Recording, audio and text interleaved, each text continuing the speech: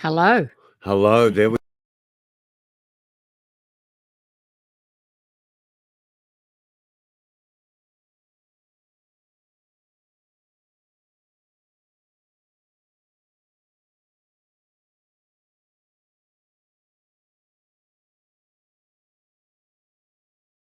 Let's add us to the Here stream. we are. We've finally added to the stream. Don't move too close to me. You make Okay, my then. background go a little furfy. My name's Jay Katz, of course. This is my beautiful wife, Aspasia, who was only going to drink I when we know. have imagery up on the screen. Do you realize... My resolutions don't last very no, they long, don't. but anyway. Do you realize that there are 50 trillion cells in the human body? Mhm. And every second, how many do you think we lose? A lot. We lose 3 million every second. Oh, well, okay. So by now... This is why we're aging. Well, that's why I feel like the Walking As we Dead. speak. Now, if we go back to the Darwinian notion Mhm. of evolution, Yep. then it was about cell mutation, Yep. wasn't it? It was.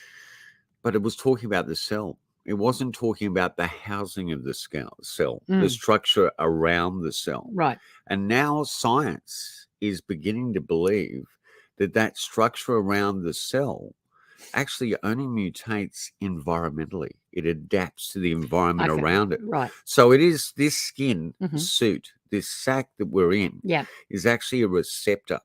And it's like a TV set. Mhm. And what it does is receives, you've got receptors in there, it receives the signal that is Aspasia, Right. the signal that is J Katz. Right. Which doesn't necessarily mean somewhere in the future Mhm. or in the past, Right. there has been other receptors out there that have received that signal. So what I'm trying to tell you here is that consciousness Mhm. may exist outside Oh, the human yeah, body. we've kind of We've yeah, kind of thought gone of there, that. haven't we? Yeah, a while ago, but science is only finally catching up. Is that Now, what you're telling me? I was listening to Bruce Lipton, who is an incredible So developmental... Can I just say we're doing a bit of a review, but we're also projecting forward as well. Yeah, and As- we're taking a lot of notions into consideration. Yeah, we are. And one of those notions... But before we even do that, do we want to do acknowledgement to country? Yes, we should. So We could you should. do that for me? We are on Stolen land stolen land of the of Gadigal the Nation. Gadigal people of the Eora Nation. That's right. And Okay. we're coming to you live from From Sydney, Sydney. Australia. Yeah. And boy, we've had some interesting guests, but I guess Sarah from Australian Yowie Research has really knocked the numbers out of the ballpark. It has a little bit. They absolutely adore her. I would have online. said anomalous pussy power, but I'm not going to. You just said it, and Oh, you shouldn't really? say that. Although she did say the other people she's working with, it was a bit of a sausage fest. But I'm sorry about that.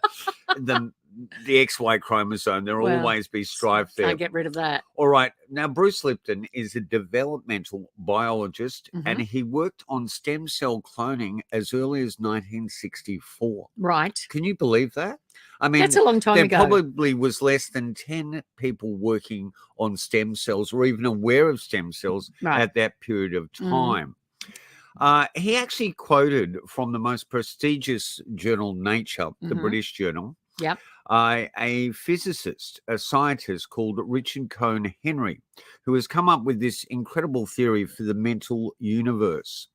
And basically, it states that the universe is immaterial. Really? It is mental and it is spiritual. So live and enjoy. So basically, we are sitting in an ever-expanding sea of consciousness. Okay. And we are part of that consciousness pondering its own existence. So Carl Jung is becoming even more relevant. Even though we are the most fragile and our lives are finite, the universe is, we are led to believe by science, forever expanding and infinite. Right. So what an irony the human being is. Now, when you were talking about that power before, that anomalous power that Sarah has brought to the screen, you had that power as a teenager when you fell pregnant really early. So just quickly, for the listeners, tell them that little anecdote, and then we'll start to look at some of the anomalies. Is this a segue into? It's a It's a bit of a segue. segue, Yeah, isn't it? it is. Okay. And I'll go to get the material now. So tell them about that story very quickly, because you gave birth at home without anyone knowing. No, I did. Yes, I did. So, which was quite amazing. It's 16 years and 9 months, and it wasn't me. I didn't make that situation. No, you occur. didn't. You had nothing to do with it. I didn't even know you then. Yeah. Okay. So, I was still at school, got pregnant, being from a good Greek family. Traditional Greek family. Well, traditional-ish. They weren't that traditional, but Mhm. it made for me to kind of go, look, I don't want to upset these people earlier than I should. Or I'm going to end up in big trouble here. Well, I didn't really know, but I just that my way of dealing with things is, let's not freak out now. Let's just deal with them. No, we'll deal with the situation when it happens, right? Because I could have agonized for however many months. What am I going to do? What am I going to do? Hey, you brought this up, okay? I'm going with it now. But it's a very honest thing to tell people out there. Anyway, it's like a testimonial program. It's like Confession Live. Anyway, so there is a reason why we're telling this story. So yeah. So I ended up having my son 45 years ago at home on the bed, with none of my family even knowing that I was pregnant. My sister in the bed next to me, not totally unaware that I was in the midst of labor. Wow. Until I woke her up and told her that I just had a baby. I'm getting steamy under the glasses here. Go on. And then she was totally freaked out, probably in shock. So then I told her to be quiet, and we snuck out the back door because I didn't want to wake my parents and the rest of the family, my other 3 siblings. Yeah. And so we went across the road to the neighbours this was about 1:30 in the morning. They just installed shag carpet, I believe. Beautiful white shag carpet. Yes, they had. It was only a week old. And we went across there. They'd seen me that afternoon, had no clue I was pregnant. And so I stood on the veranda there, and then they ushered me in with this baby. I was going to say you stood on the burning bush. I'm starting to get very religious, but anyway, go on. The bush had already burnt down there by this stage. Okay. Too much honesty. The algorithm's going to get us this week. Anyway, so I'm standing on this beautiful white shag carpet. This is 1977. True confessions here, people. And what other podcast on Anomalies? Can you stop interrupting me? Let me get on with it. Yeah. And so all of a sudden, the placenta fell out. These 2 huge clots of blood fell on the carpet, splat, splat. They totally freaked out. Instead of putting me in a car and getting me to the hospital, but it was already done and dusted by then. Yeah. They decided to start, lukewarm water and soap, and started scrubbing this carpet. And back in 1977, and being who I was from this Greek family, I'm looking down at this going, I didn't know the meaning of the word surreal. I'd never heard of it back then. But it came into play. And I thought, this is really odd. This is really bizarre. These people are not distinctly surreal. This is very surreal. But anyway, so they eventually, cleaned the carpet as well as they could, and then took me to the hospital. And that was the birth of my baby. So lean back a bit so we don't get that image sort of displacement there. Mm-hmm. So fascinating story, a story of incredible courage under fire. I think stupidity, but anyway. Our son, who, is my stepson, but I claim as my own. Yeah, you do. Adam has brought us 2 beautiful grandchildren with his extraordinary, my daughter-in-law, Bianca. Yes. And we are so happy, and you fought hard to keep that incredible boy. Yes, I did. But I'm going to tell you that there is I could get rid of him sometimes, but anyway. Very new way of bringing life to bear. Right. It's coming out of Germany,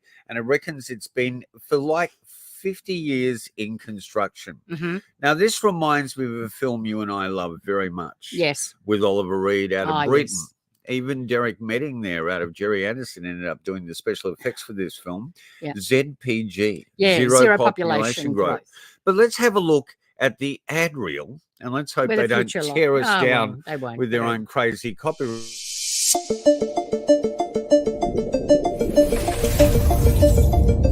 Introducing Ectolife, the world's first artificial womb facility, powered entirely by renewable energy. Ectolife allows infertile couple to conceive a baby and become the true biological parents of their own offspring. It's a perfect solution for women who had their uterus surgically removed due to cancer or other complications. With Ectolife, premature births and C-sections will be a thing of the past. Ectolife is designed to help countries that are suffering from severe population decline, including Japan, Bulgaria, South Korea, and many others. The facility features 75 highly equipped labs. Each state-of-the-art lab can accommodate up to 400 growth pods or artificial wombs. Every pod is designed to replicate the exact conditions that exist inside the mother's uterus. A single building can incubate up to 30,000 lab-grown babies per year. Ectolife. Wow. That's shocking, isn't I'm it? scared. Incredible CG work there, remarkable, but it looks so despotic. It looks Well, like, it's dystopian, isn't it? yeah, it is frightening. It's Gattaca. It's beyond Gattaca. Because it's But talking about... That's for you know, real. And, we're going to be able to replicate exactly what it's like in your mother's womb in a facility with 30,000 other embryos How can you growing. replicate the womb? How can you replicate the womb? Well, this is the brave new world. The womb is a human, part of the anatomy of a woman's anatomy. Bang, that's it, done. You can't replicate that. Don't you love that female voice? It's like she's just stepped off the Maybelline contract and she's just so authoritative. And it's like, for those women that have had a hysterectomy. Hang on. Yeah. Here's the thing too. If you can't have a kid, you can't have a kid. There is a lot of children out there that need to be But adopted it's into not the even right that. family. It's not even that. I mean, we've reached 8 billion people. Do you think we need more people? And the other thing too the is, joy can of, I just of say, life, and you live for your grandchildren, you the live for joy your of child. Yeah, I know that. But the reality is that What's this podcast turning into? I don't know. You're the one who designed it. The reality is that most people on this planet are not going to be able to afford. And they're talking about third world countries where the problem exists. Evidently, the sperm count is dropping because of the amount of microplastics in the environment. The sperm count is dropping, and fertility, the infertility is rising because of our lifestyle, the things that we're doing to the planet, our environment. We're moving away from living a really simple, natural life every day with the development of all this crap. This is just another sales point for people who've got too much money. And I mean, I already heard somebody saying, if I knew you could have had a baby like that, if I could have had a baby like that, I would have had a baby like that. Right. And even now, the problem with a lot of children that are being born via cesarean, because it's sure there's always going to be cases where a cesarean is there's no other option but to have a cesarean. But a lot of the births now are done via cesarean for convenience. Because the doctor's going on holidays, or you want to be done by this date, or you want the baby born then for whatever reason. And when a child is born via cesarean, a whole bunch of things that would have happened had the child traveled down through the birth canal don't happen. Right. And there's a big difference for children born via cesarean or a natural birth. That's what they're calling. So it's cesarean or a natural birth. Why don't they call the cesarean an unnatural birth? Because that's not a birth. It's like totally intervened by the medical establishment. But anyway, don't get me started on that one. Oh, all right, let's not get you started on anything. I just want to say to you how much I love you and appreciate who you are and what a strong, extraordinary person you are. Give me a kiss. All right. Now let's get into the world of sex. Please, let's get into the world of the anomalous. Now, a lot of people believe that it was Kenneth Arnold's sighting where ufology hit the mainstream in the 20th century. Mount Rainier, 1947, just weeks prior to the Roswell incident. But how about in Australia? Down here in the Southern Hemisphere, one of our pioneer aviators which is Sir Francis Chichester, Yes. had a sighting He in did, 1931 1931. when he was That's doing, right. I think, the first major air flight Transatlantic. between Yeah. between Yeah. New Zealand and Australia. All right. Let's have a look at what he had to say about that. Mr. Francis Chichester, the famous yachtsman and pioneer aviator, works at his map-making office. In 1931, he made the first solo flight from New Zealand to Australia. 34 years later, he remembers something he saw during the flight. It was a perfect shape. It was shaped sort of like a pearl with a tail. Just a blimp, a pure blimp shape. And I watched this thing, and suddenly it disappeared. And I thought, well, am I seeing things? I'd had a very grueling flight. I'd had engine trouble, and I'd been waiting for hours, expecting to go into the sea, However, suddenly this thing reappeared, coming towards me. And I thought, well, I'm not going to let it go this time. And I kept my look fixed on it. And it was approaching fairly fast. And then suddenly, gradually rather, it began to thin out. And it vanished in front of me, and before my eyes. It became a sort of ghost. I could see the water, the waves of the sea through it for one instant, and then it vanished.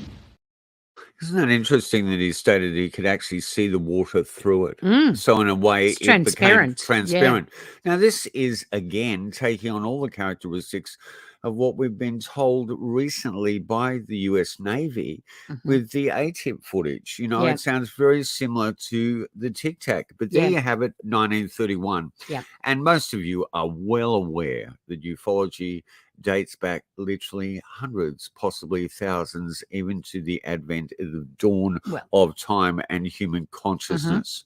Yep. Now, I wanted to go into a little bit of predictive culture. People who have actually told us decades ago about what we're in for. Yep. And one of them is this gentleman, Alvin Toffler.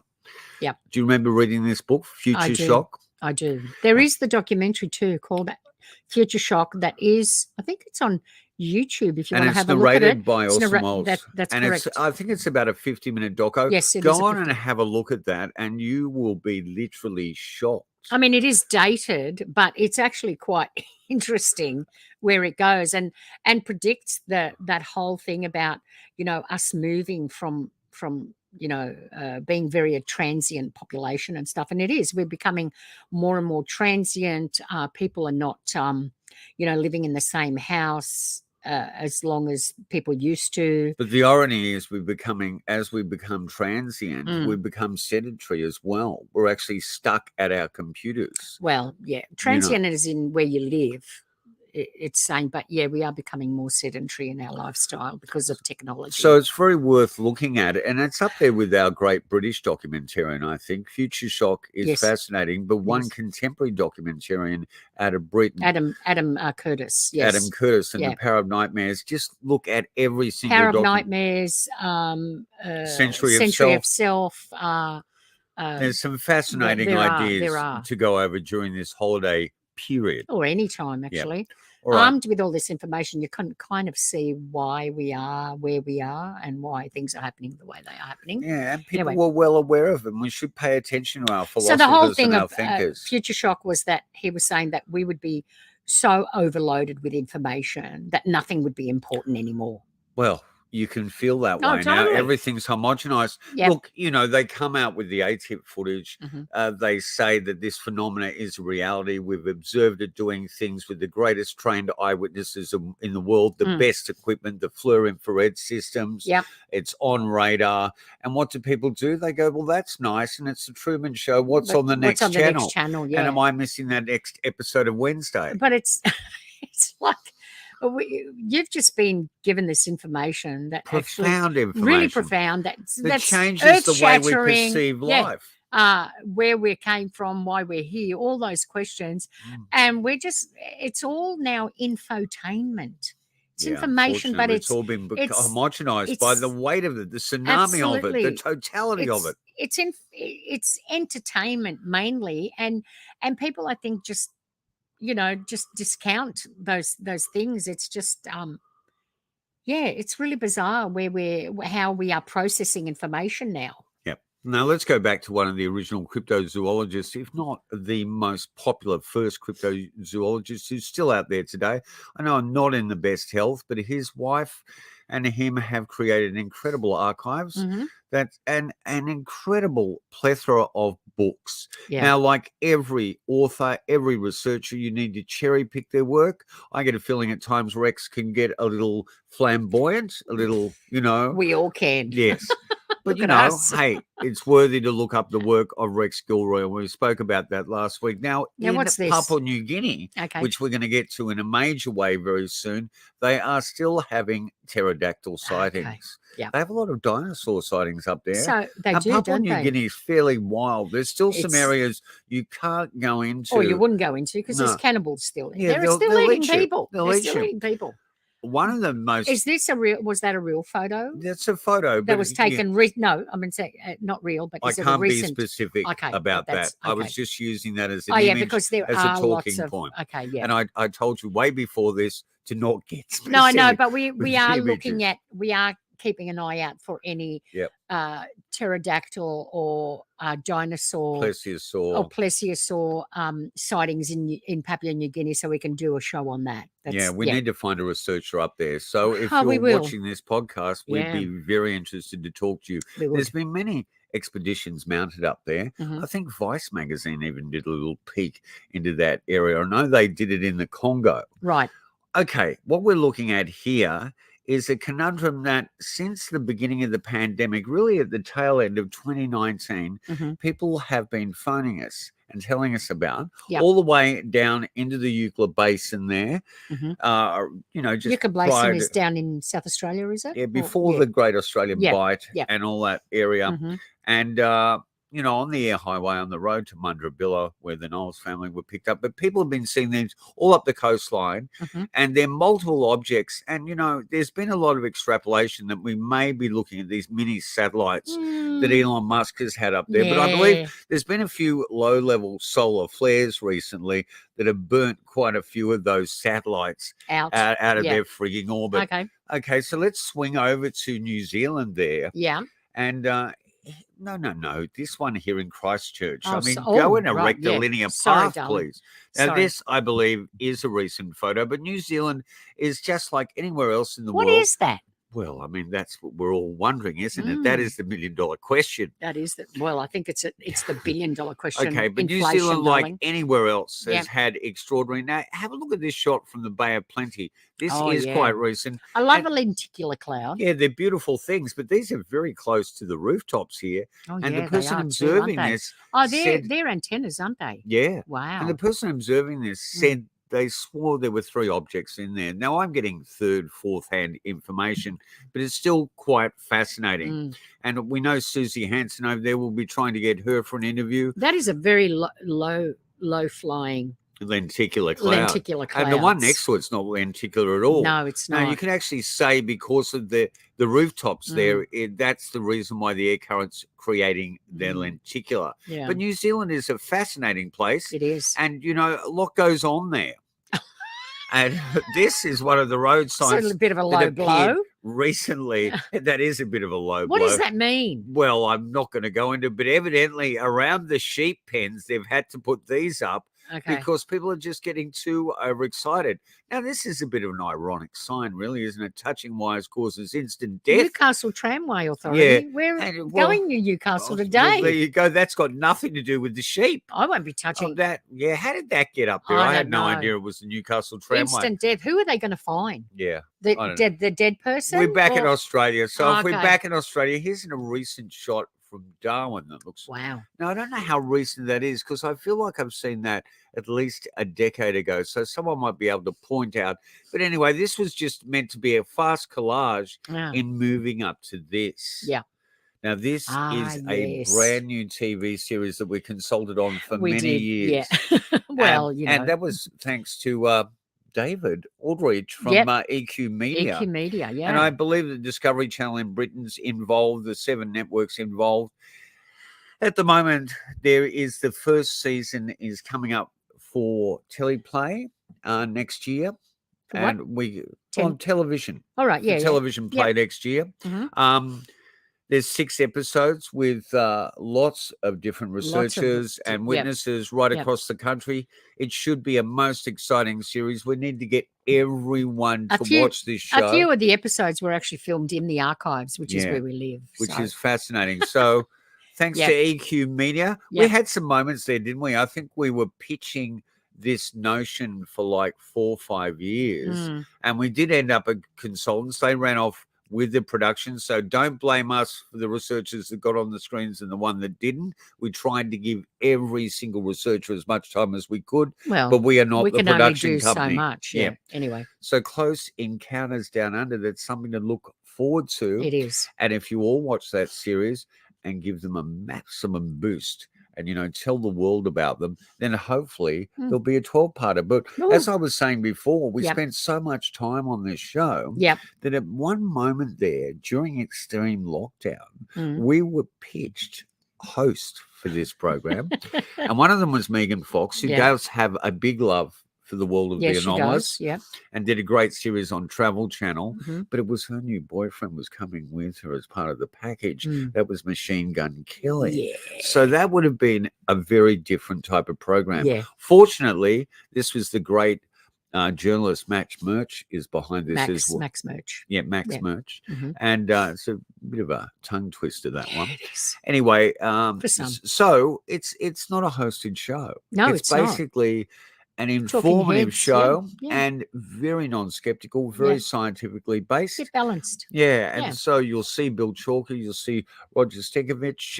Roger's in there analysing footage as well. Yep. There's a whole plethora of other great people, researchers. So that's something to look forward to in 2023. I've got a great sort of feeling about 2023. 23 was William Burroughs' favourite occult number.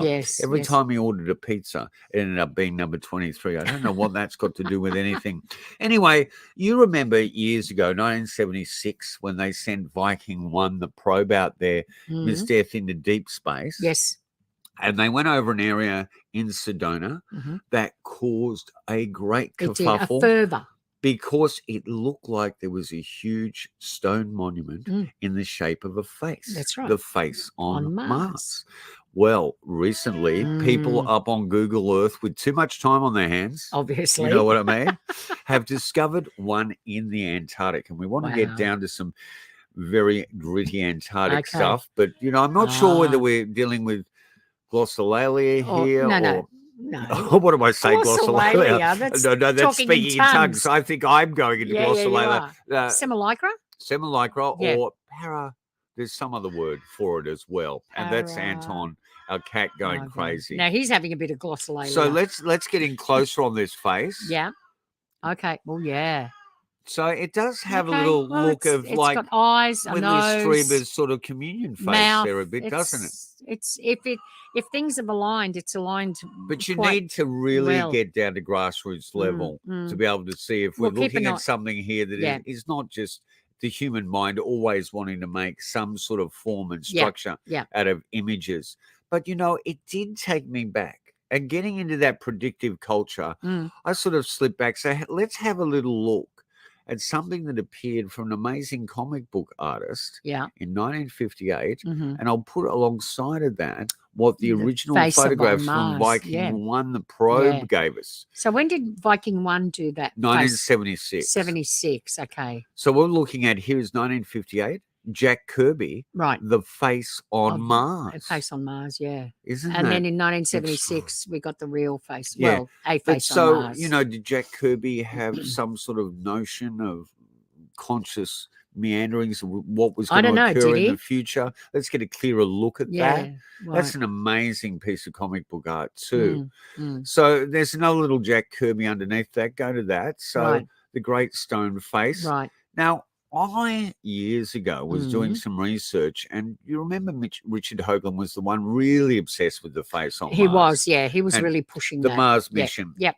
And he managed to be contacted by someone that brought up the Viewmaster reels. Now, do From you remember 1950. Viewmasters? Yes. They Very much date so. right back to the beginning, really, the beginning of the 20th century. Mm, You know, they were just use stereo cards. They gave Yes. you 3D vision. But there was a famous live-action TV series called Tom Corbett's Space Cadet in the US. And I know we're veering out of the Southern Hemisphere, but I'm just looking at this predictive culture. And we started off in Antarctica. Yeah, we did start off in Antarctica, and we're sort of going all around the universe. So in 1956, Yeah. with the assistance of people out of the US space program, Mhm. and they were, of course, your paperclip scientists. Yeah, the Nazis. There are a lot of, well, I was going to say Germans, but you He just was said, no. We're talking Nazis now, okay? he was a member of Hitler's He elite was. SS. Well, they postulated that, and there's a few odd photos. We're not 100% sure, but I think he did actually after Apollo 11 landed. He wrote in a letter, he stated that. He did, absolutely. So evidently, Willie Lay and a few people like that behind the scenes assisted in the writing of this story. Tom Corbett's Space Cadet, which if you're a child obsessed with the live action TV show, and it was shot live on 3 sound stages, believe me, those people worked for their money back in those early days of television. You'd be most disappointed in this because this turned out to be dioramas. Yeah. With puppets and models. But beautiful puppets and models. Now, the oddest thing about this is that it's sort of, I'm sure Stanley Kubrick must have had this reel set because it speaks about a mission to the moon to uncover an alien artifact that's sort of pyramidal in shape that tells them about a face on Mars. Yes. They go to the face on Mars. It tells them about the firmament, which is the asteroid belt. Yes. And in that asteroid belt, which we have landed recently probes on asteroids. In that belt, there is a hollow artificial asteroid with the secrets of anti-gravity. Right.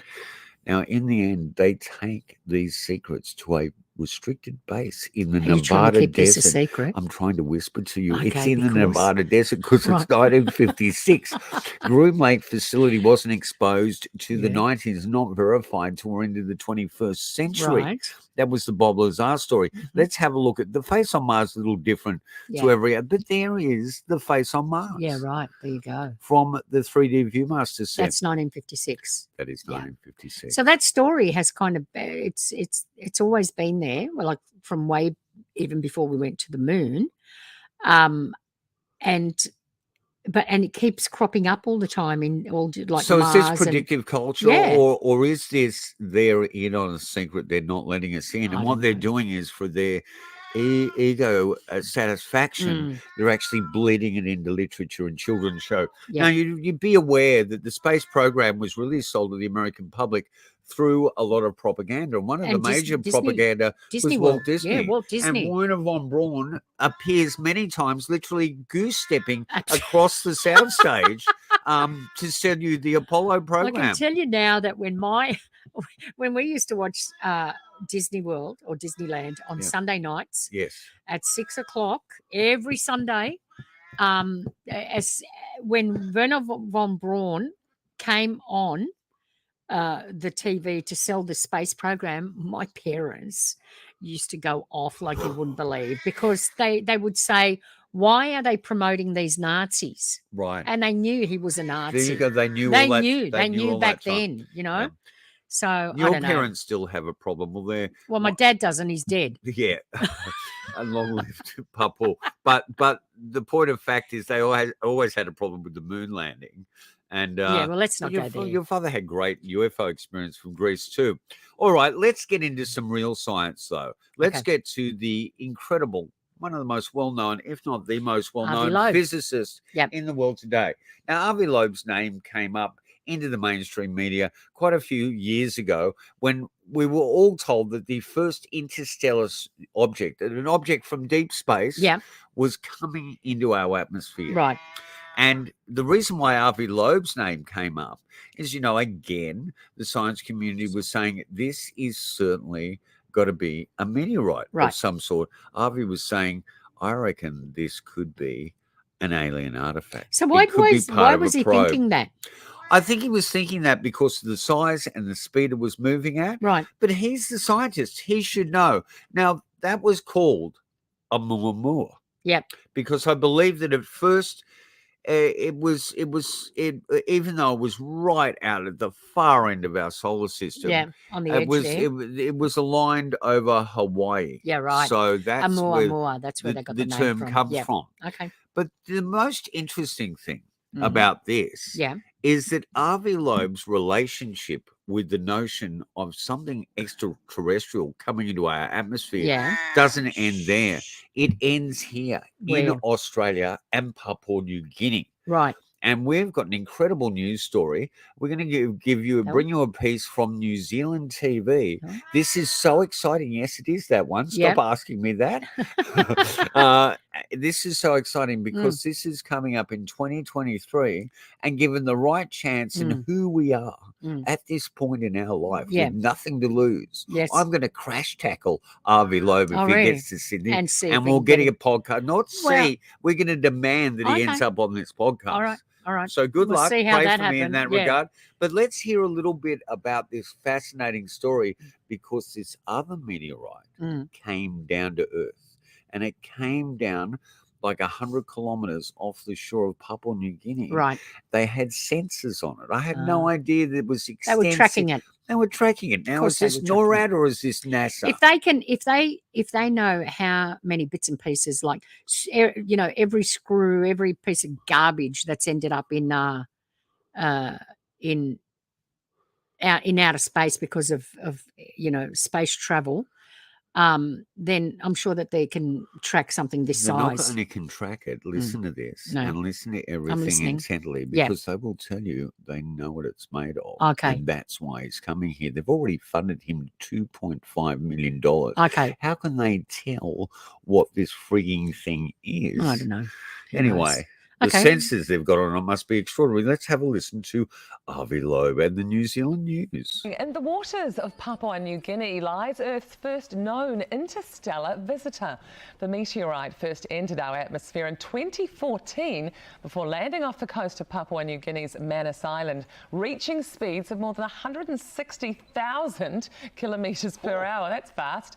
The origins of the alien space rock have been confirmed to be from another solar system, making it the first of 3 interstellar objects on Earth. Harvard professor and astrophysicist Avi Loeb is now embarking on a mission to the Pacific to take a closer look and uncover more about life beyond Earth. He joins us now from Cambridge, Massachusetts. Morena, Professor, and thank you for joining us. It's a great pleasure to join you. New Zealand is the most beautiful place on Earth, as far as I hear. Oh, absolutely. You tick for you. So tell us, first of all, what sparked your interest in this meteorite? Well, it was discovered by satellites and sensors on the ground that the U.S. uses to monitor objects entering the atmosphere for national security purposes. And the explosion of this object when it came near the lower atmosphere of the Earth implied that it's tougher than iron. In fact, it's tougher than all the space rocks we had seen before. And together with my student, we concluded that it came from outside the solar system. So why would the first object from outside the solar system ever discovered be so unusual?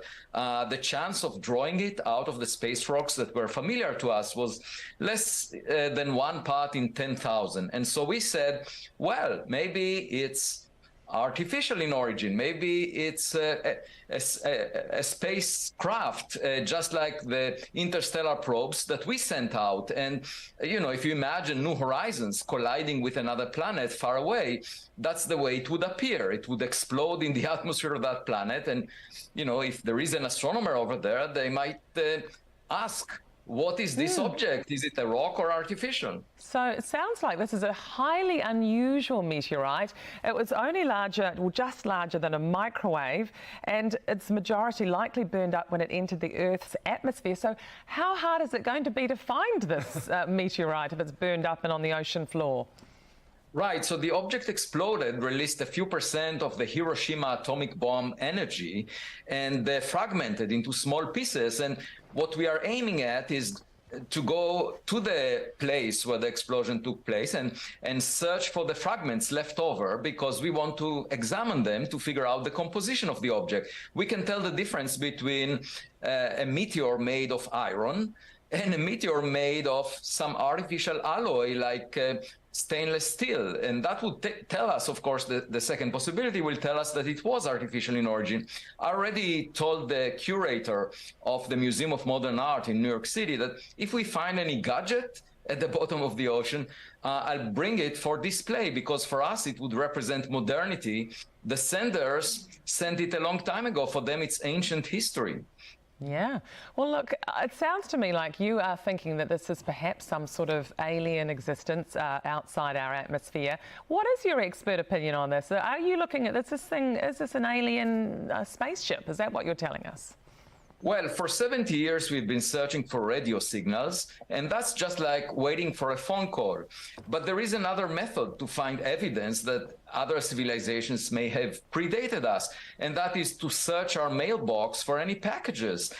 Because, you know, they would survive over time, even if the senders are not around anymore. It's just like archaeology or searching for relics. And even if other civilizations existed billions of years ago, you know, their probes could have arrived here by now. And so it's a completely different search method. And only over the past decade, we were able to detect interstellar objects, and this is really the first one. So we are planning an expedition. We will use a sled and a magnet and scoop the ocean floor and find those fragments and figure out whether they were part of a spacecraft.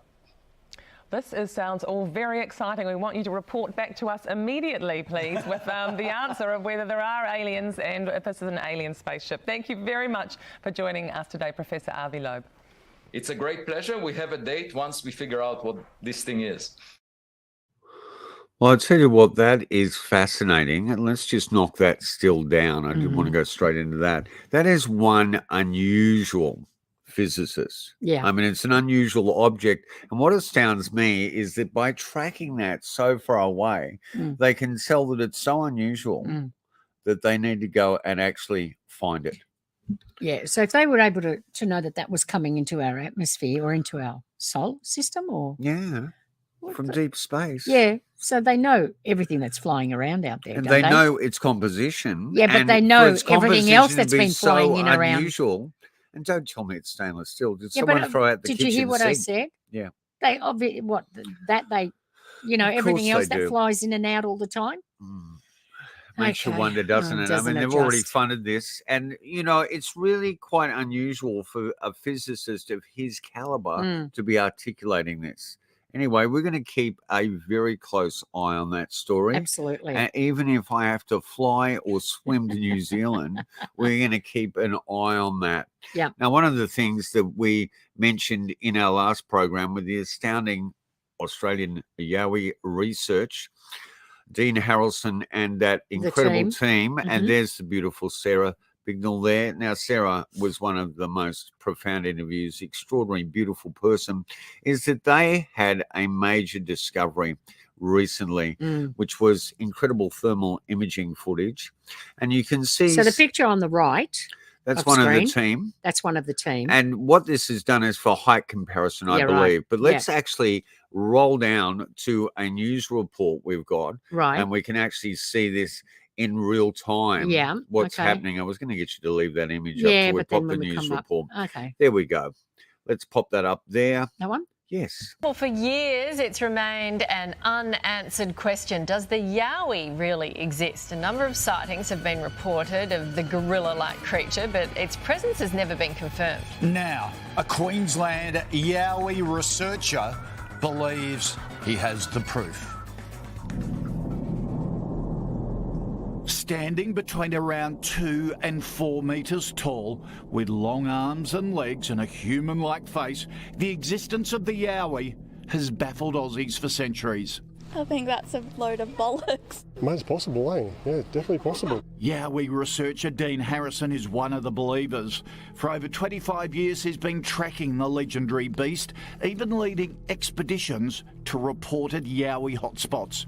On his most recent trip, Dean got what he says is the most significant evidence to date.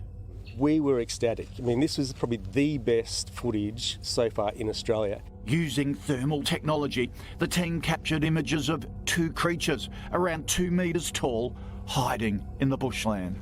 This one here, he's hugging the tree so he blends in. So, is it proof the Yowie really does exist? Cool. Let's find out, shall we? Yowie researcher Dean Harrison joins us now. Morning, Dean. You must have been pretty excited by that vision. What was your initial reaction when you saw it? Yeah, Nat and Dave, we were excited. We've been spending a lot of time in the Springbrook area or the Gold Coast hinterland, interviewing witnesses and having expeditions, etc. We've been doing it since the late 90s, as you say. And but with this new technology, thermal imaging, nothing can hide from it. So it really it levels the playing field on at night time, as where we couldn't see before. So on this particular night, Buck, our team member, was out there with the thermal, and he was just randomly panning. This is about midnight on expedition, and he randomly panning the bush. Couldn't hear anything. Wouldn't have known anything was there if it wasn't for the thermal. At first, he had something behind a tree, hugging the tree, as you can see through the footage, and then the two stars, what I call the two stars, come out, and they step out from behind a tree. And these things are huge. When we went back and we measured the size of these, we did a size reference to the tree, etc. We estimated that he must have been at least 9 feet tall, both of them about 9 feet tall, and they made no noise arriving and no noise leaving that area. Okay, sign him up for a basketball team. Dean, now come on. There have been stories of Yowies for 200 years. What do you say to the sceptics that go, if they've been around for 200 years, why hasn't anyone actually ever seen one? Sorry, I just lost you. Yeah, well, as far as the sceptics are concerned, it's not my role to convince anyone. All I do is present the facts. Now, we've got documentation dating back 250 years, back to the first colonial white settlers, as they're building roads and tracks into virgin bush and building their towns, etc., they were bumping into these creatures too, and it was so prevalent during the 1800s, sightings of these creatures, that it was debated at the time whether Australia had its own indigenous primate. Oh, that's fascinating. Dean, keep us up to date with that. Appreciate your time. Thank you. And anyone who's up in the Gold Coast hinterland, if you see a Yowie, contact Dean or us. Yell. Fascinating. No, get your camera out.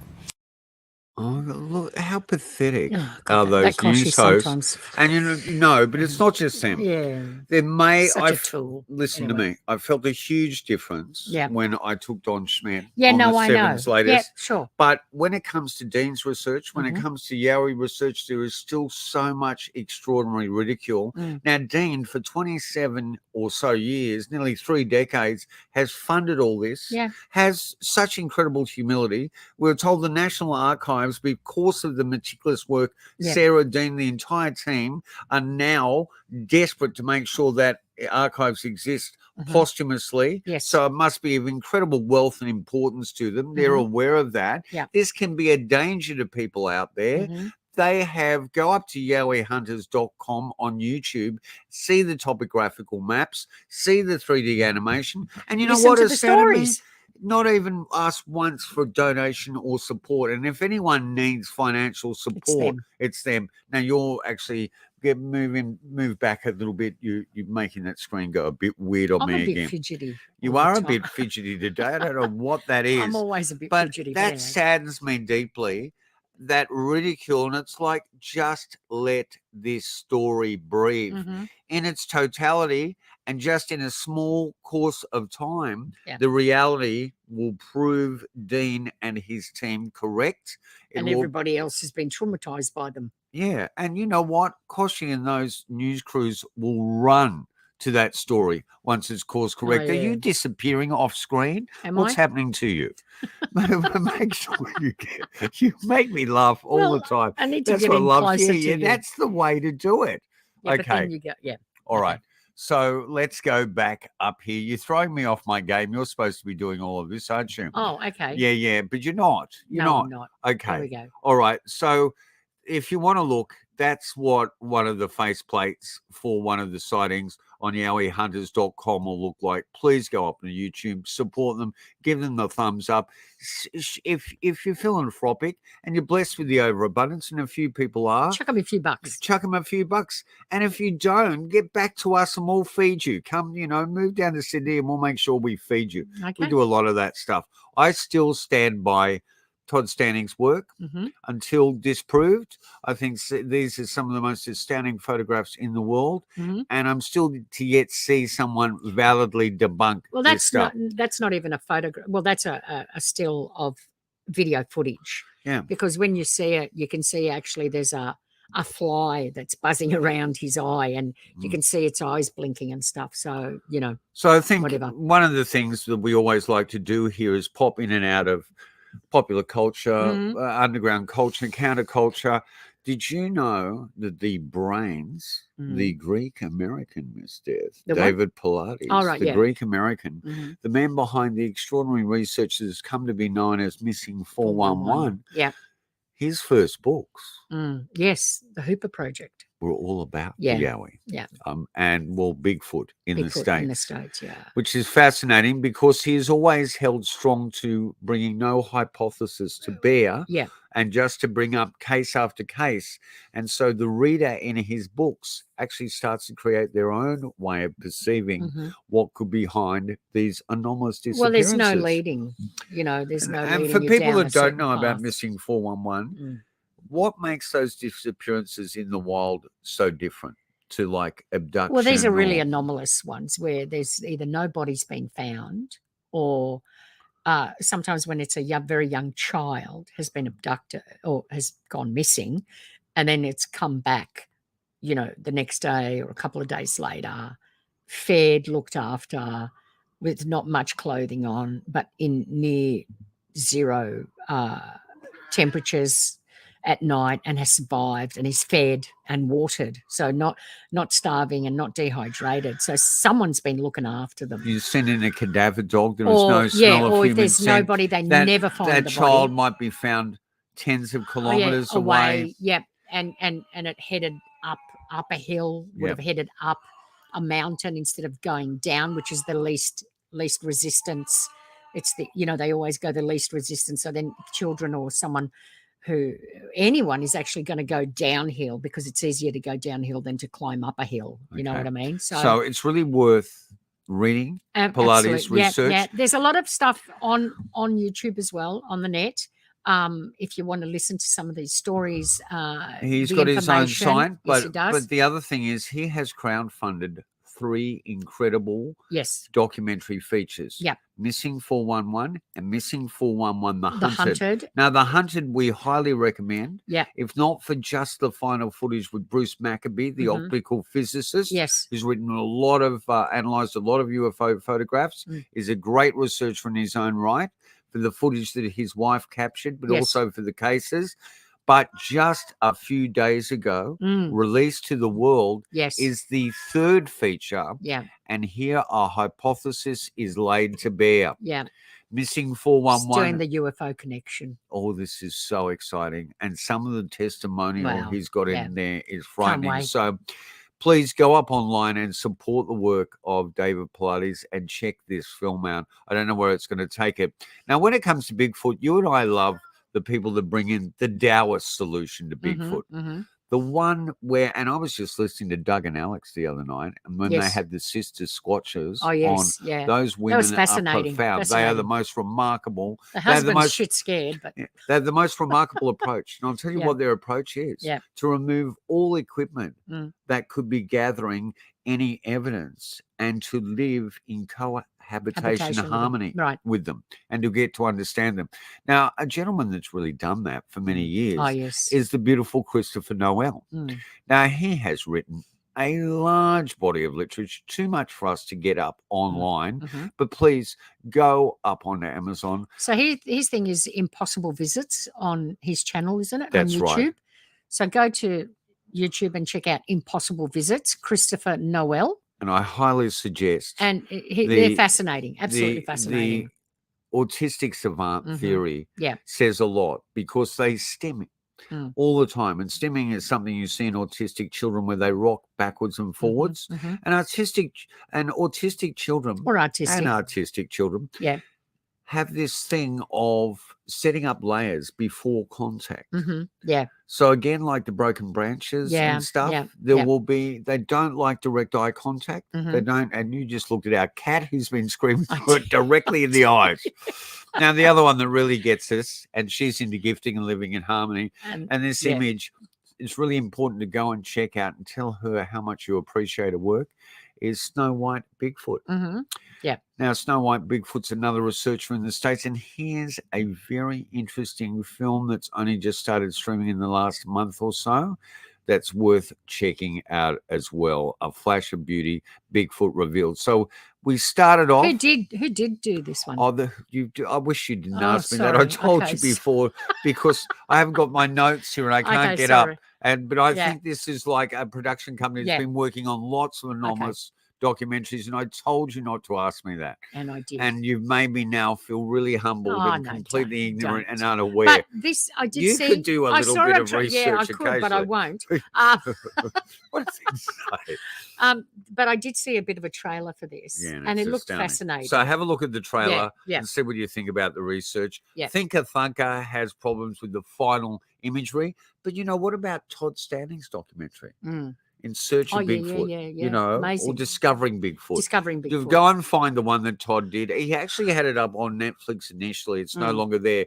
Tubi is a good place. You can go on for free. Lots of that paranormal stuff. Missing 411, The Hunted is on there. Yes. Now, one of the big things that's been happening in Australia and years ago, and I asked you to get this letter up so we could show to people, I wrote to the CSIRO. Yes, you did. When they, during SETI. I can vouch for you. Yeah, well, that's no good. I mean, they need to see the letter. Is fast I could radio have typed it up. I don't want you to type it up. I want it to be official. I could have. Yeah, it is official. Now, SETI is one thing. It's pi times hydrogen squared. It's searching for the most noiseless frequency in the world, which primarily is going to be something that's artificially created. But radio astronomers will be able to give you a clearer picture than I will. Go and check it out. But these things are unbelievable. Yep. Are they bursts of energy? So they're fast radio bursts. I just had this in my head and you ruined me. I'm sure it's still there. Are they bursts of energy coming from a type 1 or type 2 or maybe even type 3 civilization? Are they from Dyson spheres? Do you know about them? Incredible machines that are postulated harness the energy of the sun. Now, I don't know. I know that we are not. Dyson like a vacuum cleaner? Would you stop? This is not a comedy podcast. Sorry. I really feel like editing this point out completely. No. So, fast radio bursts, we don't know where they're coming from. We have an amazing set of radio antennas within this country. We have some new ones in South Australia. They are picking up more and more of these bursts. They're getting closer and closer. People like was it Suspicious Skies have actually postulated that there may be a data dump of like tons and tons of digital information.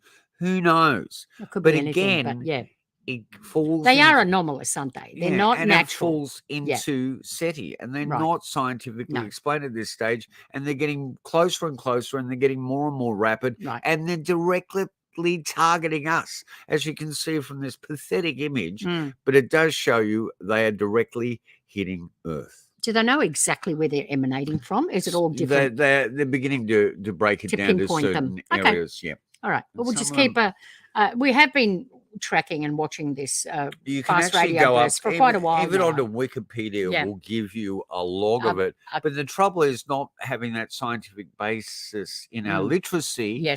I find so much contradiction in this information when I go from sources, even when I'm looking at Nature, the journal, and go across to something like Wikipedia, which you should not really trust. But the science seems all higgledy-piggledy, and they keep giving me contradictory information. Can't all be right. So if someone can clear up what is happening with fast radio bursts, but again, like the Parkes receiver here, which was assisted big time in Apollo missions. and assisted in SETI, Mm-hmm. where the wow signal was coming from. I don't know if that was the Parkes receiver. Being received. Yeah. So, and look up the wow signal. That is a fantastic thing. Now, if you're traveling, you decided, look, I've had enough of this pandemic.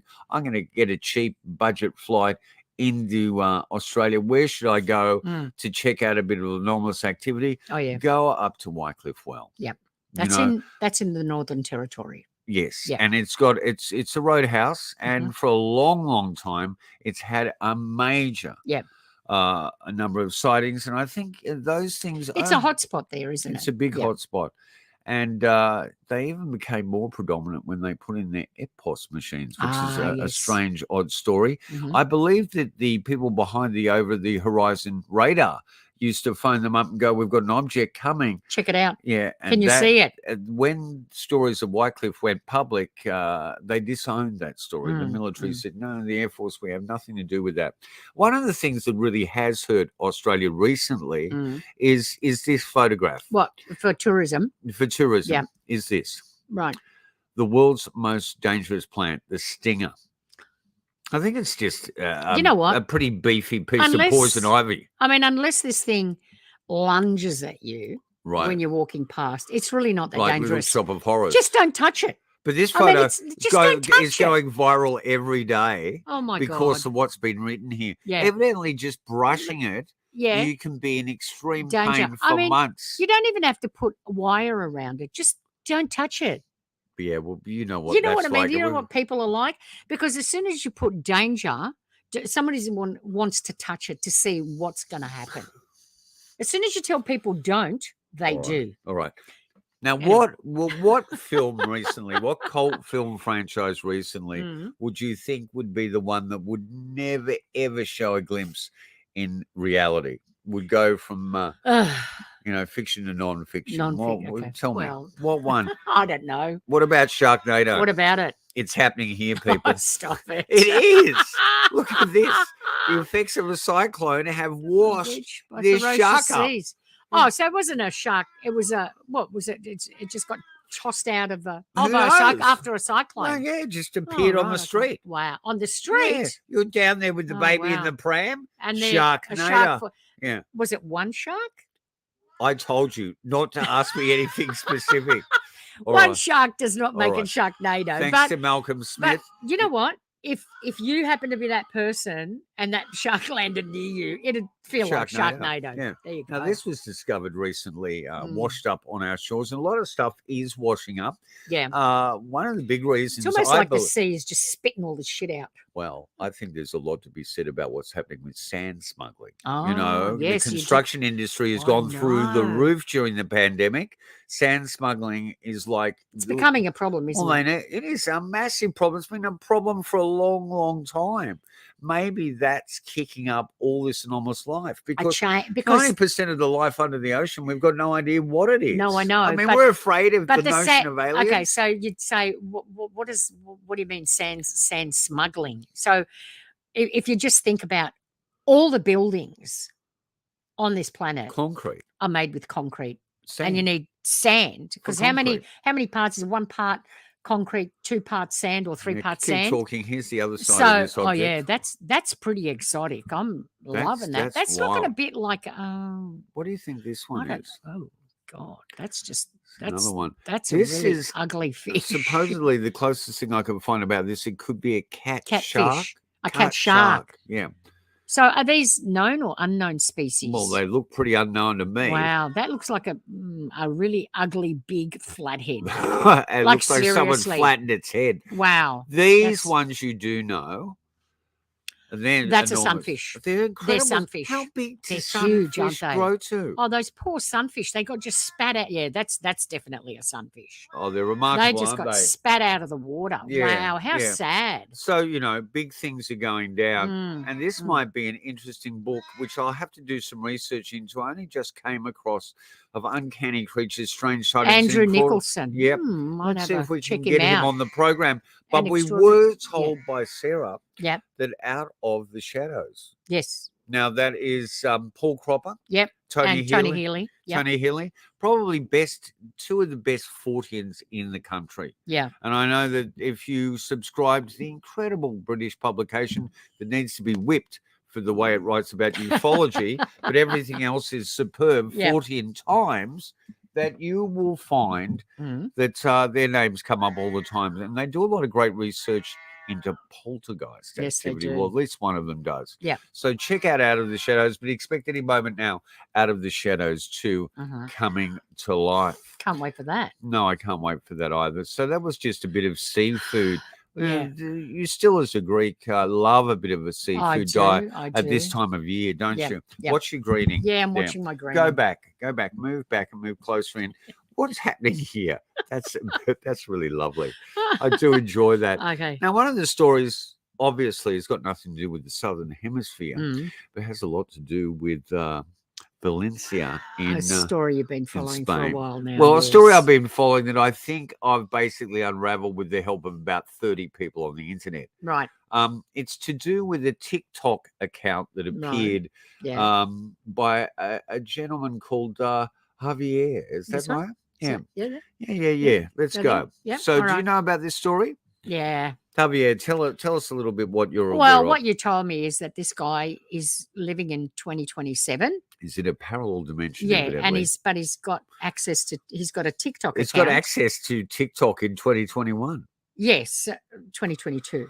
Oh, 2022. Well, sorry, I'm going back in time. Yeah. So what happened to him? He woke up in a hospital. In Valencia. Yeah. Sounds like The Walking Dead. Go on. The footage is beautiful. Yeah. He shoots. And I've got a feeling that he's definitely working with some big cine effects team. Oh, absolutely. This is not someone with just a really good smartphone because he just seems to do it beautifully. And the other thing is you only ever see a partial image of his face. Never see the full image. These are some of the shots. You're going to have to go online and check out his account, and there's lots of pieces with people discussing. So he goes to all different places, and there's no people there. No animals, no people. Initially, there was no animals. Yeah. Recently, this has been going since February of 2021. Right, so nearly 2 years. And initially, there was not an animal at all. He actually went to the local zoo, and there were no animals, right? Which is pretty amazing. Did he walk around the whole zoo? Well, I couldn't tell you that. Would you stop asking those specific questions? No, because you can deduce whether, it's real or not. If he's gone through the whole zoo and he's gone to the elephant enclosure, the sea lions, the penguins, the lions, the birds, the monkeys, and there's no animals anywhere, then maybe. But if he only goes to one or two, they could have moved him out into somewhere else, and they're just redecorating or refurbishing or cleaning out their pens. You know what I mean? No, I hope people get a good idea of what I've lived through for 32 years here at the hands of this beautiful woman. I'm just asking questions to deduce whether this is real or not. Okay. And the other one I said to you too. It's quite an astounding thing to actually witness this footage in real time. So what are these places? Because it's very evocative. Yeah. He goes into supermarkets. He goes, and now he started to have people interact with him and go, well, show us an airport. Show us a police station. And he goes into them and there's nothing. That. Right. There's a fire. Oh, yeah, there's a fire station. He actually gets in a police car and drives off. And there's a shop in the middle there. Yeah. You see him in five-star hotels going to bed with a bottle of Moe. What's this? And also, you know what it did to my imagination? What did it do? It made me think, what an incredible world it would be to wake up in. Now, just leave it there. Slowly, you're moving too fast. Last man on earth. That's what the you last want. man on earth. Yeah. Well, it's lonely. I don't want that. I don't want to become Chuck Heston in the Amiga band. I really don't. Will Smith. No, I don't want. Well, not after the slapping. What was the first one? Vincent Price. Yeah, wasn't it? Yes, the first one. Vincent Price. So there was Vincent Price, Last Man on Earth. Yes. There was Charlton Heston in. But you've made a bit of a mockery of this, and this is. No, I haven't made a mockery of it. Can you calm down? Can I just speak? I can't help but make a mockery out of everything. Yeah. We take this subject seriously, but not this. Yeah. I mean, time traveling over the decades, you and I have been approached by TV companies, by radio people to talk about real episodes of time traveling. We said we prefer to not discuss that. Because even we still adore Doctor Who in the many shapes and genders and forms. Yeah. We don't believe it's real. Well, you know, look, I'm open. Show me some, show me stuff and I'll consider it. But I'm not going to say no. What the extraordinary Javier has done here is create something as an incredible sensation virally on TikTok. Yeah. And it is incredibly evocative to see these images of barren landscapes that were just completely alive. You know, so go down. Here's the back of Javier. Okay, so that was the other thing that I was saying to Jay. Now, do you ever get to see his face? No, not and really. He said partially. no, partially. And he's very stylish. You know, here he's wearing a jumpsuit. I did a little bit says of what? Libertech. Now, Libertech turns out to be a massive, since 1997, European broking company. All right, okay. So I'd say that there's quite a bit of money behind things here. But let's think about this, people. We're in Spain, right? Yeah. Where the art is extraordinary. The home of Salvador Dali. Salvador Dali, yeah. Yes. Louis Buñuel, the incredible great filmmaker. Is he Spanish? Yes, and there you go. And then Esplendor Geometrico. You can't get a more extreme. Go and check out Esplendor Geometrico if you're ready for your eardrums to be rattled. They are, to me, the greatest dance band that ever existed in the 70s, right through to today. Yeah. Yet they're deemed as a noise band. Did you get the one with the police car? Because you keep saying it goes into a police station. No, people will be able to go online and look at that instantly. But the thing that I was saying to you was, if you could actually pretty quickly deduce whether this is real or not. If you go to a fire station or to a police station, you look at the vehicles. Now, I know... You've taken the wrong line here, because Javier has already stated that he actually found information that he was part of an experiment. Yeah. And time was displaced. Everyone disappeared off the face of the earth in 2021. So no more products were made. Right, from 2021. Yeah, but we're in 2022 now. No, 2021. 2022. Yeah, it occurred. Everyone disappeared. Okay, so we're getting really close. We are like we're at the end of 2022. So you're not going to say if we wake up tomorrow at 2023, he's a liar.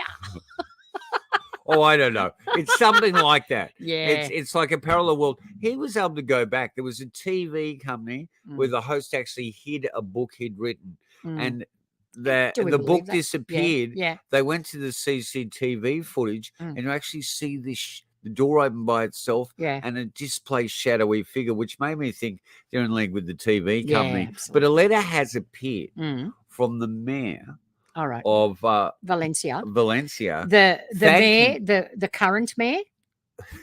Not the mayor of 2027. No, the current mayor. Yeah, the current thanking mayor. Javier and his crew. Right. Oh, his for putting Valencia back on the map. Oh, right. Okay. There you go. It's a publicity and stunt. Also tourism. His actual name. Where the bloody hell is Valencia? His name on the TikTok account. Yes. Is actually translates to soul survivor. Oh, okay. And looks like the artistic process he's involved with, which we part of tourism and a way to reinvigorate Valencia after the pandemic is based on this art project that may turn into a TV series. Okay. But it looks like what we're looking at here is a form of what you'd say is simply viral marketing. Okay. But very fascinating. Okay. So that's the story of Javier. Yeah. Our time traveler who's stuck in a parallel dimension in 2027. Imagine that. The reason I think he doesn't show his face is because somebody get over here. Somebody probably a bunch of people would be able to identify him, and that'd be the end of his story. Now, I need to say to the public out there that my wife has not been drinking because she doesn't drink or drug at all. To. You've never done it. Okay. Now let's get really serious here. Yep. Let's go back to an incredible story, the Frederick Valentich story. Case. Yeah. Okay. And so this is, can you see the date on that paper there? This is the late 70s. No, I cannot. 1978 it happened. Okay. So he was flying a light plane and the extraordinary... Was it a Cessna? Yes, it was. Yep. An extraordinary thing about this is that there was actual sound footage. He sighted a UFO. Mhm. It was doing really anomalous work. Yeah. And recently, someone who was there that witnessed that plane saw that before plane. it disappeared Mhm. was George Simpson, who has spent the last 40 years Wow. preparing to write this book, Nothing on Radar. Wow. And so he will be our first interview, our first cab Hopefully, off the rank. hopefully, No, yep. definitely. We've got him locked in. Listen to me. You don't know Well, we what, could end up in a parallel dimension next week. you don't know what could happen between now and then. It's only 2 or 3 days until we do the interview. George, so, I pray you're going to be George, okay. he And will we be, do this for sure. podcast. Yeah. But that's what we're aiming for George Simpson to be our first interview for 2023. Now, if you can see the image on the cover here, do you Yes. know about this photograph that Yes, I someone was do. actually Yep, taking? Took And that photo. there is a photograph prior to that that Mm. looks like it has actually come out of the water, Right. this object. Okay. So there is going to be some extraordinary new revelations supporting the testimony of the pilot. He Mhm. did this basically for the Valentich family Yeah. and to save the name of Frederick Valentich. Mhm. There was so much ridicule and so many despicable things said. I mean, the kid disappeared. What was he, 18 at the time or something was like in, that? I think he was very late young. late teens or something. Into his 20s, I'm sure of it. Early 20s, late teens, early 20s. He disappeared. The plane disappeared. He's never been heard of since. The family has been mourning him ever since. I think they're probably stuck. Guido, the father, is Guido passed and the on. mother, but they were just like, it was always about Frederick. Everything revolved around Frederick and the disappearance. So that's been a really hardcore thing to happen. And this is an extraordinary case. I It's up had there some- with Travis Walton. This case, Absolutely. it received worldwide press. Yes, it did. And there was sound footage that Of they him, haven't yes. released to the public because George said, "What are you doing? You're putting a stuff film out there. You're just going to re-traumatize the family, Yeah, I know. hearing their son But we kind of, in fear." yeah. But we will hear about that Okay. because our incredible researcher, Mhm. Richard Haynes, Yes. did a lot to research this case. And we really respect the work of Richard Haynes Mm. because he concentrated on pilot reports, Yes. multiple pilot He's reports. got over 3,000 pilot reports. So commercial and naval, military. Commercial and naval. Where is your brain today? Oh, naval. Oh, God, what am I saying? Yeah. Yes, commercial and military pilots speaking about their experiences. Now, these are the most highly trained people that you can get to be observers of what's flying out there in the sky. Now, I promised George that people would go up online Mhm. and through Amazon purchase this book. It's not a very weighty book, Mhm. and so it's quite cheap and accessible. You can get it on Kindle and download it. Yep. George needs to see that book movement on Okay. that book, so All it's really important. Now, I'm going to just do a little bit where I bodged up at the end of the Robbie Graham when Robbie just threw that question out of the blue, what's your favourite case? And we hate favourites because there's no such thing as a favourite case. Favourite. And when it comes to some of these Case is a cases that case. traumatize What are we, people, children? the word favourite. But What's your no, favourite colour? I love Robbie for asking Yeah. that. But look, I think the most interesting case, one of the most controversial, but the evidence stands up today, is in this book. It's the Peter Curry case. Yeah. Bill Chalker. Hair I of need the to alien. rectify what I said about a surveyor out there at Parramatta. We're going to get Bill back Mhm. and we're going to get data the information. So don't believe a word I said there at the end. It was not the plans for the building. I think No. it was from a pump and Yeah. those plans had So- already been out there. But Bill will actually get down to that tin tack information. We're just the hosts. Yeah. We're here that were to actually service the other individuals out there. And Mhm. whilst I'm saying that, if you're a researcher or you're a person that's had an incident, please get in touch with us through Untold Radio. We'd love to interview you for our podcast. It specifically has to be around the Southern Hemisphere, Yeah. but we will break that as Well, we've done you know, today yeah. if need Well, be. we're global because we are all one people, aren't we? Yeah. Now, silver screen sources I'm obsessed with, but one way to actually, really take a good look at where ufology has come to Yeah. is to actually go to this incredible series of essays edited by the one and only Robbie Graham. Mhm. And we have to thank Robbie Graham and the family. Miss Death, you are disappearing. greening. You don't move. Sit still for once. Can't. What is that? Into my pants. I don't know. Okay. James Fox, the phenomenon. Yeah. And Tracy Torme. You know what I was upset about when Can I just say about Tracy Torme, who was quite ill? He's the son of Mel Torme, the jazz singer from the 50s, who had an incident in New York City, I think, riding his Harley Davidson in the 50s. And what a great jazz singer. He does the definitive version of Gloomy Sunday, the greatest suicide jazz song ever written. But The Phenomena is an astounding film, but I believe he's moved on to do a film about that Brazilian incident involving the 3 girls and the alien. And the alien. Okay. But anyway, go to where you were going to go. I've forgotten now. Have you really? Yeah, honestly? Yeah. I'll just sit here and not say anything unless you talk the whole time. Don't be like that. Listen, this film's what up I was there. going to say, it just came back to me then. Yeah.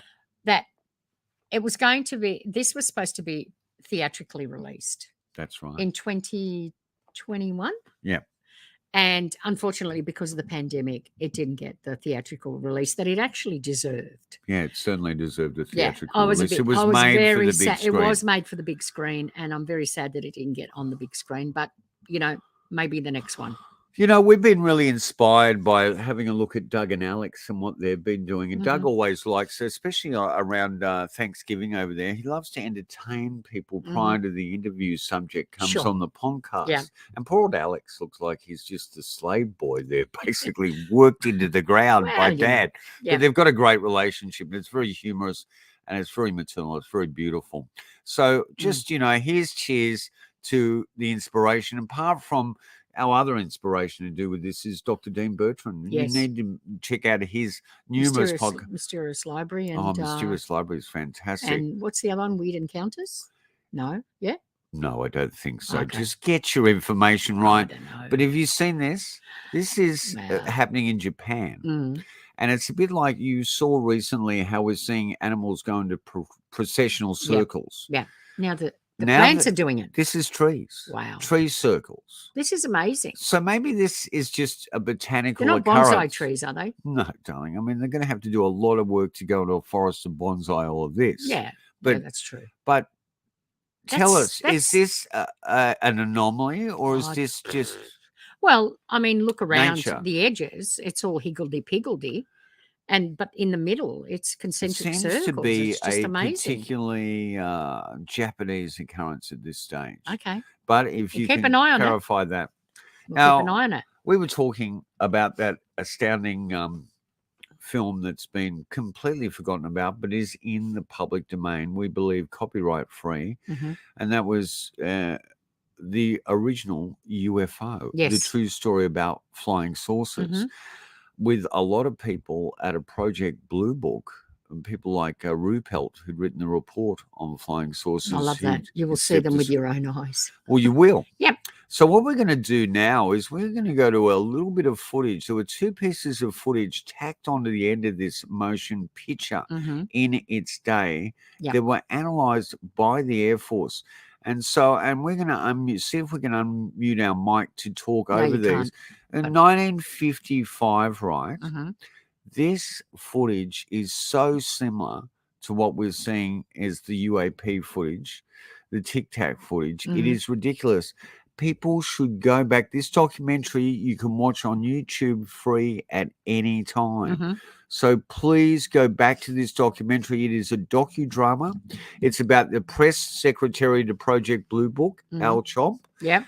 And it is absolutely fascinating. And if you watch this prior to looking at James Fox's Phenomena, you actually see Al Chomp, the real Al Chomp, interviewed today. The only person on screen during that entire documentary drinking a can of beer. Ah.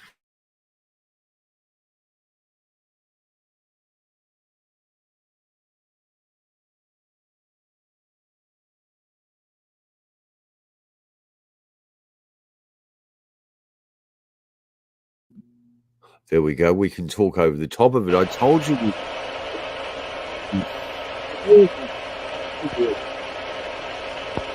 Before it was given back to the public. Yeah. And so, but wait, there is analysis in here. Let's hear the This film story was first. shot August the 15th, 1950. It was taken in Great Falls, Montana by Nick Mariana. Immediately after we were notified of the sighting, we sent an intelligence man to get a first-hand report. My name is Nick Mariana. For the past 6 years, I've been the general manager of a minor league baseball club called the Electrics. We play out of Great Falls, Montana, and are a farm club of the Brooklyn Dodgers. On August 15th, 1950, at Legion Ballpark in Great Falls, Montana, after a couple of hours in the clubhouse office, I went up into the grandstand to call the groundskeeper. As I reached the top of the stairway, I glanced northward to the tall Anaconda Copper Company smokestack to check the direction of the wind from the white smoke. Force of habit, I suppose, because our outfielders use it as an indicator on defensive play. As I looked up, I saw two silvery objects moving swiftly out of the northwest. They appeared to be moving directly south. The objects were very bright and about 10,000 feet in the air. They appeared to be of a bright, shiny metal, like polished silver. Both were the same size and were traveling at the same rate of speed, which was much slower than the jets which shot by shortly after I filmed the discs. Suddenly, they stopped. It was then I remembered the camera in the glove compartment of my car. I raced downstairs, yelling for my secretary, Miss Virginia Ronick. The distance from the top of the stairway to my car is about 60 feet, and I must have made that in about 6 jumps. I asked my secretary if she saw anything, and she said yes, 2 silvery spheres. I unlocked the glove compartment of my car, took out the camera, turned the telephoto lens on the turret into position, set the camera at f/22, picked up the objects in the viewfinder, and pressed the trigger. The discs appeared to be spinning like a top and were about 50 feet across and about 50 yards apart. I could not see any exhaust, wings, or any kind of fuselage. There was no cabin, no odor, no sound, except I thought I heard a whooshing sound when I first saw them. As the film clicked through the camera, I could see the objects moving southeast behind the General Mills grain building and the black water tank directly south of the ballpark.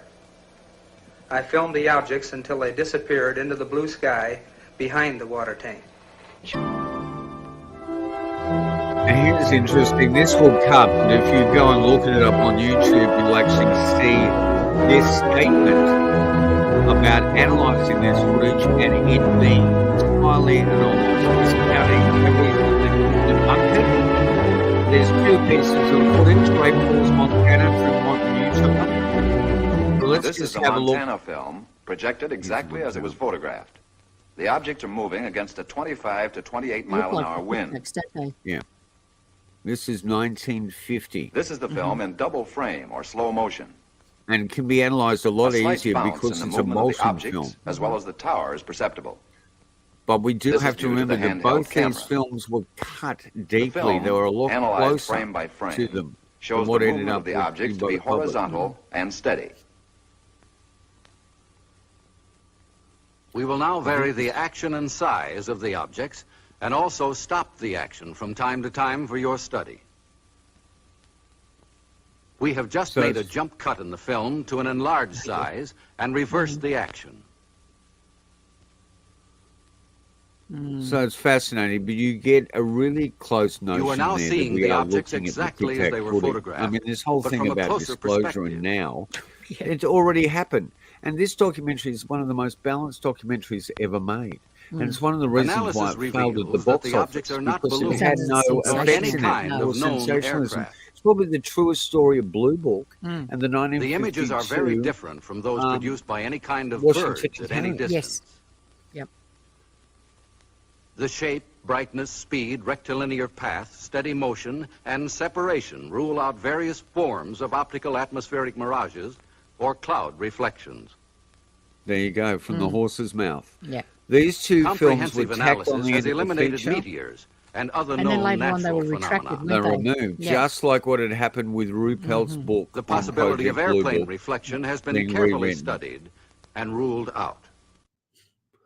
Okay, well, fascinating. So I want people to go and find this film. Mm. There are some researchers who have stated it might be the most important documentary ever made. Yeah. Now, I doubt that very much, Well, but I you think know. it's probably one of the best on the ufological conundrum, very early in the piece, with great integrity. There's been a lot of great research done on the background of that film. Let's make sure that you actually have a peek at that research as well that's online. So what are we searching for there? I'm searching. Yeah. Okay. To get rid of that. Yeah. Oh, that's nice of you. Okay.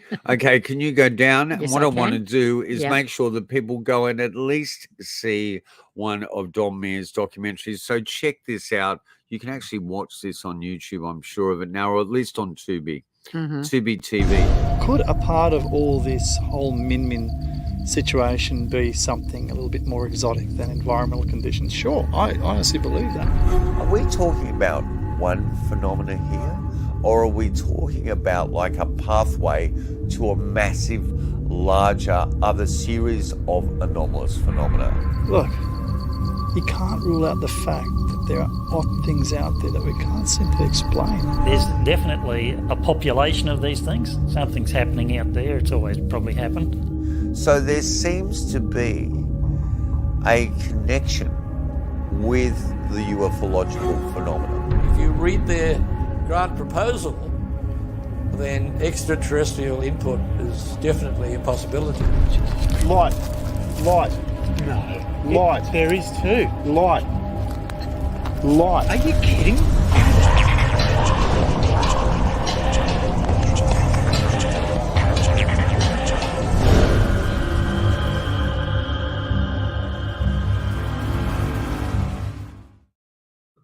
As you can see there, that was, the trailer was put together for the premiere screening in Bulga, where the term was originated. Yeah, originated. And, the Min phenomenon is like an Earth-like phenomenon, similar to, I'd say in America, the Martha lights, or in Britain, all that Earth-like phenomena that Paul Devereux's looked at. It's very similar, but it dates back thousands of years in Indigenous culture. And 1 minute it can be completely contradictory, and the next minute it can be something that you swear is definitely ufological. All right, let's have a little look just where we're headed here. Oh, gee whiz. I guess one other person to pay attention to is James out of Brazil. Now, I'm going to try and get in touch with James. James Fox? No. James. From Okay, from Impossible, sorry. This gentleman, which is one of the world's worst logos I've ever come across. But have you ever pegged channel. at that is impossible, that channel? Because James goes to millions of people, gets thousands of hits. And what he does is pretty extensive research of TikTok, Instagram, and other Reddit posts, other platforms, and finds really odd, anomalous footage and puts it up for your consideration. Yes. Surely some of it is distinctly not real. No.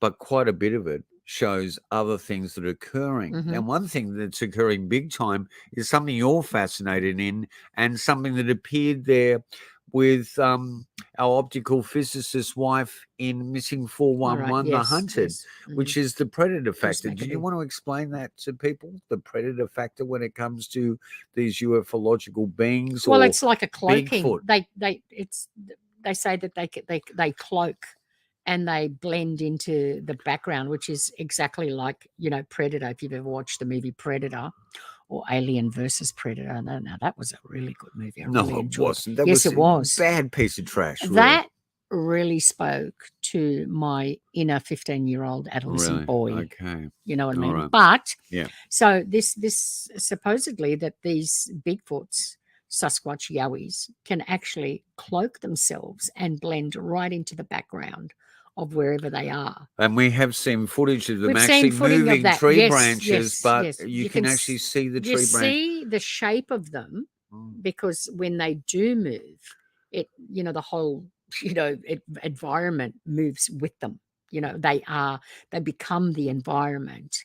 If they're standing still, you can't see them, but when they do move, you can see the shape of them, but they are camouflaged in whatever environment they're in. Fascinating. Usually natural environment. Now, I was thinking before about, if people want to we actually managed to purchase a copy of Tom Corbett's Space Cadet off eBay, Yes, and we they did. do come up. So it's a fascinating 3-part reel. I reckon if you want an odd piece of pop cultural ephemera that speaks to something else, speaks of something else occurring, go up on eBay and have a search for that. Now, one of the last things I'm going to do here is next year is the 60th anniversary of the assassination of John Fitzgerald Kennedy. So what we did on the 50th is we recreated the Carousel Club, Jack Ruby's Carousel Club. We did. We had the memory specialist. Yep. We had what was the name? We had our striptease artist too, didn't we? Yes, we did. But we had even the Zabruda family there. We did. And you were playing our Dorothy Kilgallen. Yep. Yeah, I'm going to say one of the variety things. journalist? Yes, she was, and she. You know what? No. In the 50s, Mhm. Dorothy Kilgallen was considered one of the best writers and journalists there was. Right. She spoke about having contacts in MI5 and an incident with a crashed flying saucer. Yes. Look that Yeah, up she did. online. There's a lot of great literature has been written about Dorothy Kilgallen. She actually interviewed Jack Ruby. That's right. About the assassination, and she was the only one allowed a closed to go in there personal interview. And he said, "Get me out of here, and I'll tell you everything." But unfortunately, he died of fast-acting cancer. Well, she died. And she died too. She was murdered, and you can actually go up. She was famous for being on that program. What's my line? Yes. You can see the very last interview, and only a few hours later, she was dead. The amount of narcotics in her was body. Like, butter her, she's toast. Yeah. So Dorothy Kilgallen, you played that night. Anyway, if you want to buy another artifact that steps out of time, you need to get on the Discogs quickly. Very bizarre. This is painting Lee Harvey Oswald, the suspected assassin, as a Marxist-Leninist a year after the assassination, right? Yeah. It is a record album called Oswald's Self-Portrait in Red. Whoever did that portrait, shocking artist. I'm telling you now. But here we go. Let's look at the back. There is the image of Alton Osler, now, one of the three faces. Is he the guy that put this record out? He put this out that was funded by him. Why would he would do that? Because he was the surgeon that made the link between cancer, lung cancer, and cigarette smoking. And all of a sudden, out of nowhere, this guy is releasing on Inca, which is, check that out, they had radio stations, a bit of a right-wing organization, a bit Birchian. He is releasing this record painting this suspected assassin as a Marxist-Leninist.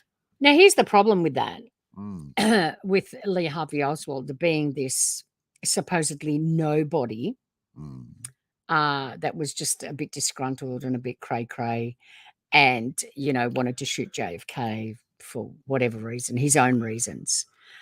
There was a lot of interviews and footage of this person who was really being painted as a nobody. Yeah. And then all of a sudden there was all these interviews and live recordings of him, and it's like, how does that happen? And back in the late 50s, early 60s. Well, here's a man who defected to Russia, right? Well, yeah, that's the other thing. And was allowed back into the country with government assistance. I mean, he should have been when he got back.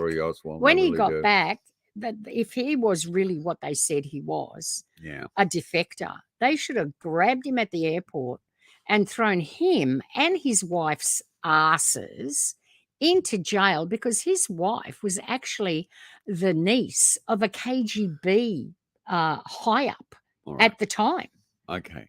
So what we're giving was a little gift tip, or if you want a bit of anomalous ephemera, there's something rather odd, isn't it? Yeah. Well, do you think that's a bit of tree surfing on behalf of the Yowie there? I don't know, but that's very bizarre, isn't it? It does look like it. And what is that mist around? But anyway, that's just leads us to a plethora of thousands of other stories. We have to thank each and every guest we've had on for our first 10 episodes. We have to thank We've had 8 guests.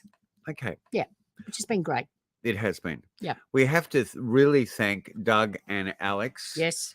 For giving us the opportunity to actually go up and sort of, at last, explore what we've loved in our relationship together for a long, long time.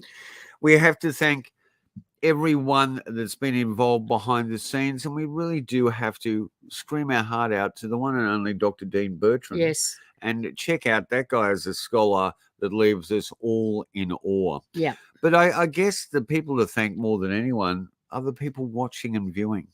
You know to subscribe. You know to click the thumbs up.